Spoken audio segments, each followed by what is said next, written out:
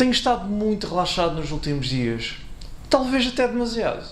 Já sei. Porque é que não vou criticar Walking Dead? Let's get to it. We're on Broadway. I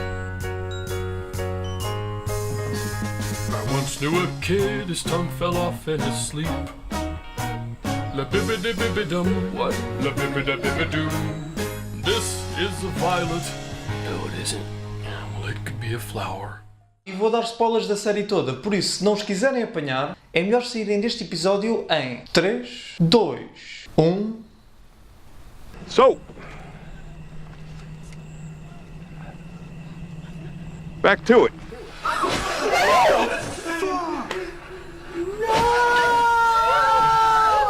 I just popped your skull so hard, your eyeball just popped out. Walking Dead. É incrível como esta série já está na televisão há 9 anos. É impossível negar que neste momento esta continua a ser uma das séries mais populares de todas. Por outro lado, as suas audiências têm vindo a descer imenso nos últimos 2 anos. Entretanto, enquanto que séries como Game of Thrones e Stranger Things têm um fandom que continua a crescer e a ficar fascinado com cada pequeno pedaço de informação nova que é revelado, eu vejo cada vez menos hype para cada trailer novo de Walking Dead. Há quem diga que o problema está na série ter parado de se focar tanto em zombies. Outros dirão que pararam de ver a série quando Negan matou Glenn. Mas eu diria que o grande problema do Walking Dead começou antes e é muito mais complexo. Atrevo-me até a dizer que o que impede esta série de ser tão boa quanto deveria vem de decisões tomadas há muito tempo atrás, durante as 2 primeiras temporadas. Mas antes de mais, comecemos pela origem da série, a banda desenhada. Começou a ser escrita por Robert Kirkman em 2003. Inspirado por 28 dias depois e A Noite dos Mortos-Vivos, esta história ficou popular muito depressa ao saber misturar bem o drama entre personagens a viver no mundo pós-apocalíptico com o terror de terem de lutar constantemente contra mortos-vivos. Podia tirar ideias de histórias já existentes, mas tinha uma identidade muito própria. Ao ser publicada a preto e branco e ter um pacing muito rápido em cada capítulo, conseguia surpreender. Até o protagonista Rick Grimes evoluiu imenso ao longo dos anos, ao passar de um polícia de uma pequena cidade para um homem que está disposto a sacrificar outras pessoas se significar que o seu filho Carl permanece vivo. No início as personagens tinham de tomar atenção a um mundo que as estava constantemente a tentar devorar. Nenhuma personagem estava segura, mesmo quando pensava que estava. E se no início era dos zombies que as personagens tinham de prestar atenção, pouco a pouco foram aprendendo que o maior perigo eram na verdade os vivos. O que tinha começado como uma homenagem em filmes de zombies já se tinha tornado a história que viria a definir o género para a próxima geração. Após algum tempo, fãs começaram a ponderar como seria se a história fosse adaptada para o cinema ou para a TV. E é aqui que entra uma figura importantíssima, Frank Darabont. Darabont foi quem inicialmente reparou no potencial desta história e comprou os seus direitos para a TV. Então passou alguns anos a tentar vender a sua ideia a canais, que a recusaram, incluindo a HBO. Aparentemente na altura eles acharam que o Walking Dead era demasiado violento.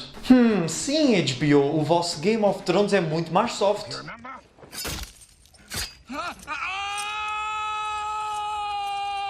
O canal que finalmente comprou a ideia foi a AMC, principalmente por causa do envolvimento de Frank Darabont, dele já ter argumentos preparados e ter uma equipa em mente. Até é estranho ele ter sido recusado tantas vezes. Quer dizer, estamos a falar de Frank Darabont, o realizador de Os Renegados de Shawshank, o filme com a maior pontuação do IMDb. E para esta série ele trouxe alguns dos atores com quem tinha trabalhado em Nevoeiro Misterioso. Darabont pode só ter realizado o primeiro episódio, mas como showrunner supervisionou todos da temporada. Foi ele que estabeleceu o tom da série.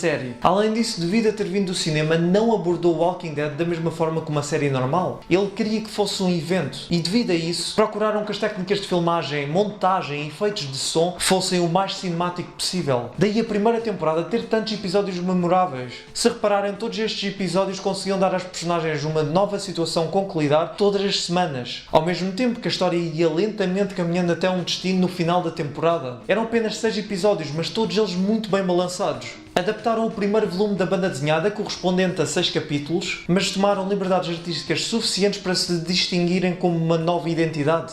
A série finalmente estreou em 2010 e tornou-se num sucesso estrondoso. A audiência ficou imediatamente obcecada e as bandas desenhadas começaram a vender ainda mais do que já era normal. A AMC era o canal do Mad Men e do Breaking Bad, mas só co-produzia essas séries. Walking Dead era a primeira série a pertencer só ao canal e a ser completamente financiada por si. Por sua vez, Frank Darabont tinha ainda mais ideias para a segunda temporada. Uma das suas ideias seria começar essa temporada com um episódio que funcionasse como um pequeno filme. Ter-se-ia focado no exército que tentou defender Atlanta no início da Praga, principalmente na perspectiva de um único soldado. Algumas personagens que já tinham sido introduzidas, como Andrea e Dale, também teriam aparecido para compreendermos melhor a ligação entre elas. Isto teria sido um episódio meio à parte do resto da história, para ir mantendo a série dinâmica e ir expandindo aquele universo sem se ter de criar uma spin-off extra. O twist seria que no final este soldado teria entrado num tanque e morrido lá infectado.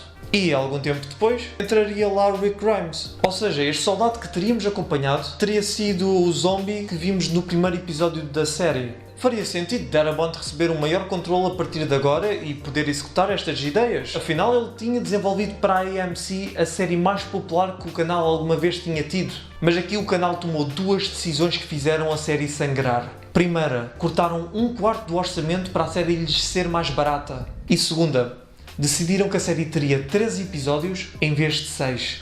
Como seria de esperar, Darabont passou-se. Mas apesar disso ele continuou a desenvolver a temporada e a pensar como é que faria dela ter boa qualidade dentro de todas as limitações que já lhe tinham sido impostas. Entretanto, a AMC continuou a facilitar à sua forma, ao impor ainda mais limitações. Agora pelo menos metade das cenas da temporada teriam de ser filmadas em interiores. E foi assim que ficámos uma temporada inteira presos a uma quinta. Pois é, e a AMC também despediu Frank Darabont.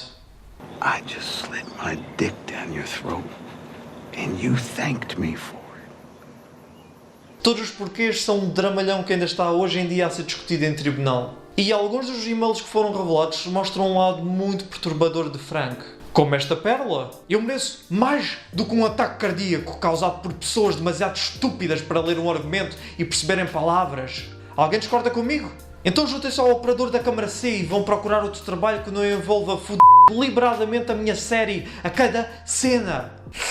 Bem, em parte até se compreende porque é que ele estava assim. Ele precisou de ficar vários dias sem poder desenvolver a história com os argumentistas, para em vez disso ficar fechado na montagem, tudo porque o realizador do primeiro episódio da segunda temporada lhe tinha dado mais filmagens. O seu substituto foi Glenn Mazzarri. Não está claro até que ponto é que Frank Darabont desenvolveu a história da segunda temporada. Segundo Mazzarri, a ideia de ter os personagens à procura de Sofia, apenas para depois descobrirem que afinal ela era um dos zombies escondidos na quinta, foi uma ideia de Darabont. Também o grupo hostil que eles encontram na segunda metade, o adolescente desse grupo que ponderam matar e o ataque final que destrói a quinta foram ideias vindas diretamente de Frank. Ou seja, ele foi quem planeou as melhores partes da temporada. Já agora, a parte da quinta é muito mais rápida na banda desenhada. É tudo contado no volume 2 e mesmo lá os personagens não ficam na quinta durante todos os 6 capítulos. Ou seja, a primeira temporada pegou em 6 capítulos, em 6 episódios, contou essa história e ainda teve tempo para adicionar mais. E agora, a segunda temporada pegou em 6 capítulos e esticou-a para chegar a 13 episódios. Foi a partir daqui que o pacing ficou muito mais lento. Já ouviram alguém desculpar o facto das temporadas mais recentes serem demoradas, justificando que a série sempre foi assim? Pois, é que a série não foi sempre assim. A série tornou-se assim na segunda temporada.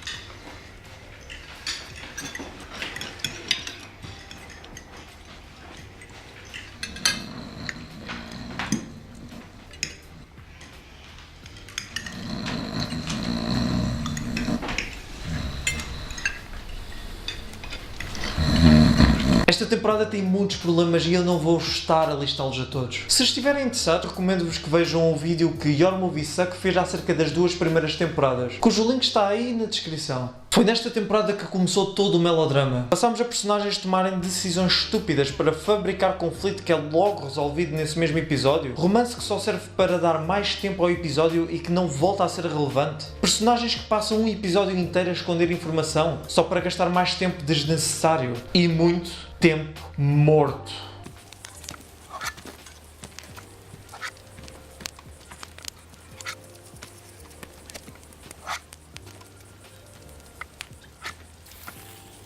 Ouçam, a primeira temporada também não era perfeita. Introduziu personagens que deixou no background e teve uns quantos momentos exagerados. I remember my dream now. Why I dug the holes. Mas ninguém podia acusar essa temporada de ser aborrecida. Todos os episódios e cenas eram relevantes para a história maior que se estava a contar. O corte de orçamento e a falta do olho cinemático de Frank Darabont notaram-se a partir daqui. A terceira temporada foi melhor, e a introdução do governador deu à série uma nova sensação de direção. Bibbidi-bibbidi-dum. As quartas e quintas temporadas foram mais ou menos quando eu parei originalmente de ver a série. O que é irónico, porque para os criadores essa era é agora vista como uma era de ouro para a série. Provavelmente porque era quando tinham maiores audiências. Mas tendo revisto tudo, eu até percebo porquê. Glenn Mazarra saiu da série devido a diferenças criativas. Que surpresa! E foi substituído por Scott Gimple, que aparentemente já tinha criado uma série. Agora, como é que ele se chamava? Ele criou o Fillmore!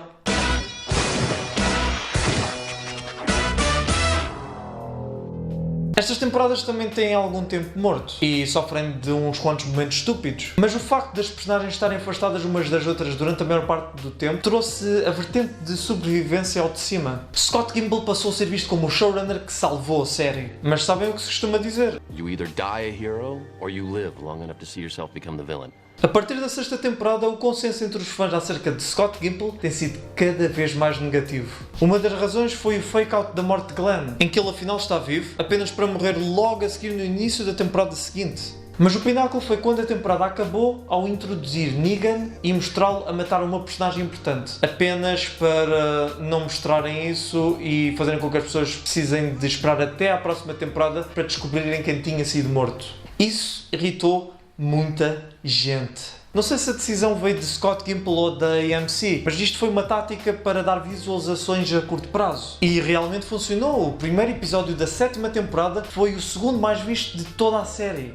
Parabéns! Mas logo a seguir a isso, as visualizações foram baixando a um nível que não se estava à espera. Até chegarmos à oitava temporada, quando o número de visualizações baixou a um nível que não se via desde a segunda temporada. E Scott Gimple continuou as suas más decisões ao matar Carl. Normalmente não me importa que a série se afaste da história das bandas desenhadas, mas isto foi um grande tiro na longevidade da história. Ao longo de 8 temporadas tínhamos visto o crescimento de Carl neste mundo pós-apocalíptico. Daria jeito de terem ali Carl para o caso de Andrew Lincoln, o ator de Rick, ter de sair. E vejam só, na temporada seguinte, Andrew Lincoln decidiu que a nona seria a sua última temporada em The Walking Dead. Ou seja, na 10ª temporada já a família Grimes terá ido toda para o c***.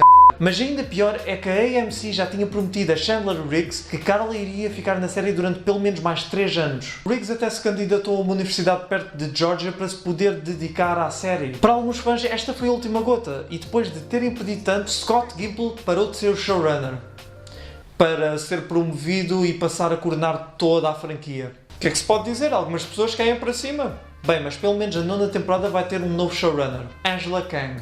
A AMC quer na próxima semana recapturar a magia da 4ª e 5ª temporada. Quem sabe, talvez essa temporada faça com que a série volte ao topo. Mas cá está o que para mim é o grande problema de The Walking Dead. The Walking Dead não é a série de Scott Gimple, nem de Angela Kang, nem mesmo de Frank Darabont. Walking Dead é a série da AMC. Não há uma visão criativa constante porque o criador da própria série foi expulso. Olhem para algumas das séries mais populares do momento: Game of Thrones, Stranger Things, Mr. Robot. Ou para aquelas que já causaram um grande impacto e continuam a ser consideradas algumas das melhores de todos os tempos, como Breaking Bad, Mad Men, Sopranos, The Wire, Twilight Zone. O que é que elas tinham todas em comum? Uma mão firme ao leme da história.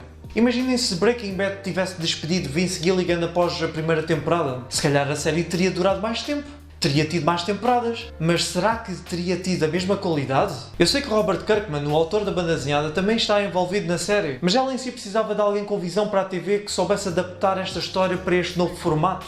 Por exemplo, Game of Thrones tem o input de George R. R. Martin, o autor dos livros originais, mas quem coordena a adaptação é David Benioff e D.B. Weiss. Eles já tomaram decisões com as quais eu discordo, e a 7ª temporada foi um pouco estúpida. Mas eu respeito o facto de quererem fechar a história na 8ª temporada. Para melhor e pior, terão apresentado uma história com um início, um meio e um fim. Mas com Walking Dead, a AMC já falou em ter pelo menos 12 temporadas disto. Eles não estão a apresentar uma história porque acham que ela merece ser contada, mas sim porque acham que ela pode ser esticada e dar-lhes lucro durante várias décadas. Eu sei que a banda desenhada ainda continua e vai demorar pelo menos mais 5 anos, talvez até 10. Mas se Game of Thrones fosse por aí, também só acabava daqui a uns 15 anos. Não há ninguém para simplesmente dizer: vamos adaptar a história até aqui e depois preparamos para fechar o ciclo e acabar a história à nossa maneira. Mas não, Walking Dead vai continuar a deambular até toda a gente ficar farta. E graças a isso, Rick Grimes vai sair antes da temporada final porque o ator simplesmente está cansado. E como isto é uma notícia difícil de se esconder, esta última temporada já está a ser promovida como a última de Rick Grimes. Ou seja, um spoiler enorme que poderia ter sido uma surpresa. Duvido que tivesse sido assim se Darabont tivesse continuado ao leme. Mas vá. Agora, um contra-argumento. Nem todas as grandes séries tiveram um só showrunner. Por exemplo, Star Trek The Next Generation é considerada uma das melhores séries de ficção científica de sempre. No entanto, o seu criador Gene Roddenberry foi sendo afastado após a primeira temporada. Mas isto é um caso em que a série não começou bem. Foi apenas após a primeira temporada que foi fazendo por merecer a sua reputação. Mas com Walking Dead, a primeira temporada foi boa e mais nenhuma conseguiu ser tão bem balançada. Até a forma como a ação e cenas dramáticas eram filmadas mudou para pior. No início havia energia e propósito para cada movimento da câmara. Também a ação era muito boa. Agora, por causa dos cortes, sempre que a série tenta ter uma guerra, a coisa parece sempre tão pouco imaginativa. Comparem com a sua concorrência mais direta, Game of Thrones. A HBO dá-lhe todo o orçamento que ela merece e vejam o resultado. Olhem como até arranjam formas mais pessoais e não genéricas para mostrar a claustrofobia e terror que é estar no meio de um campo de batalha. Imaginem se o Walking Dead conseguisse fazer coisas com esta perícia. Até na nova temporada de Game of Thrones, que é provavelmente a mais problemática, há sempre momentos memoráveis por terem sido tão bem feitos. Mas em Walking Dead os momentos mais discutidos são sempre os mais controversos. Os problemas que a série agora tem. Não se fala de um momento memorável por causa da sua criatividade? Fala-se de quando um episódio passou 2 minutos inteiros a mostrar como Dwight fez maçãs.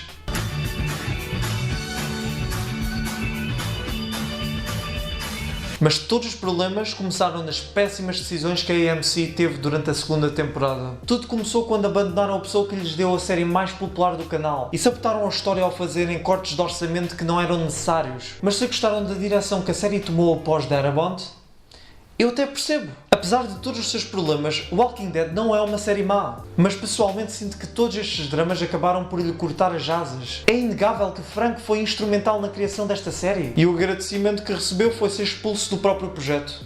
Here's a guy who gets his cast and crew together and gives them to AMC, packages this whole show and gives them a show that is way cheaper than it would be to make anywhere else because everyone is working well under their pay grade because they want to and love working with Frank Darabont. I'm like, how are these budget cuts going there? And he goes, you know, it's really, really hard to do this show for the money that they're making me do the show. But you know what? I have to. Because I got all these cast members to do this, all my friends to pull in favors. I've gotten all these people to do things for nowhere near the money they're worth and nowhere near the money they get paid anywhere else. And the reason I have to show up and do my best, no matter what budget AMC gives me, is because I owe it to everyone that's working for me. And then 3 days later, and by the way, they knew 2 weeks before. They knew 2 weeks before. La bibbidi bibby dum, la bibbidi bibby doo. La bibbidi bibby dum, getting old. La bibbidi bibby doo, no more. La bibbidi bibby dum, won't stop it. La bibbidi doo, you're like a dope fiend. Cluck went the chicken, and that's how they do it on Broadway.